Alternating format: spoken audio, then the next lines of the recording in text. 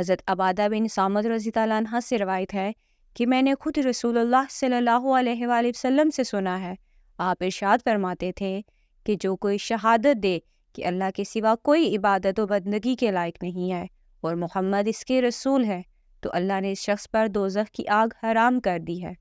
تشریح: اس حدیث میں بھی توحید و رسالت کی شہادت مراد دعوت اسلام کو قبول کرنا اور اس پر چلنا ہے۔ اسی کو دوسرے لفظوں میں یوں بھی کہا جا سکتا ہے کہ لا الہ الا اللہ محمد رسول اللہ کی شہادت پورے اسلام کو اپنے اندر سمیٹے ہوئے ہے۔ جس نے یہ شہادت سوچ سمجھ کے ادا کی، در حقیقت اس نے پورے اسلام کو اپنا دین بنا لیا۔ اب اگر بالفرض اسی سے بعد تقاضے بشرطِ کوئی کوتاہی بھی ہو گئی تو اس کا ایمان، شور، کفارہ اور توبہ وغیرہ کی مقررہ طریقوں سے اس کی تلافی کرنے پر اس کو مجبور کرے گا، اور اس لیے انشاءاللہ وہ عذاب دوزخ سے محفوظ ہی رہے گا۔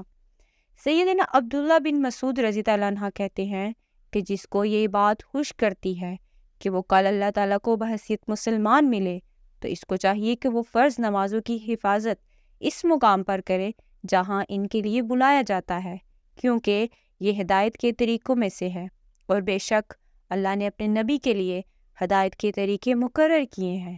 تم میں سے ہر ایک کی اس کے گھر میں مسجد ہونی چاہیے، اور اگر تم اپنے گھروں میں نماز پڑھنا شروع کر دو گے جیسا کہ یہ پیچھے رہنے والا گھر میں نماز ادا کرتا ہے، تو تم اپنے نبی کی سنت کو ترک کر دو گے، اور اگر تم نے اپنے نبی کی سنت چھوڑ دی تو تم گمراہ ہو جاؤ گے۔ میں نے دیکھا کہ نماز سے وہی پیچھے رہتا تھا جس کا نفاق واضح ہوتا تھا، اور میں نے دیکھا کہ ایک آدمی کو دو آدمیوں کا سہارا دے کر لایا جاتا ہے، یہاں تک کہ اس کو صف میں کھڑا کر دیا جاتا ہے۔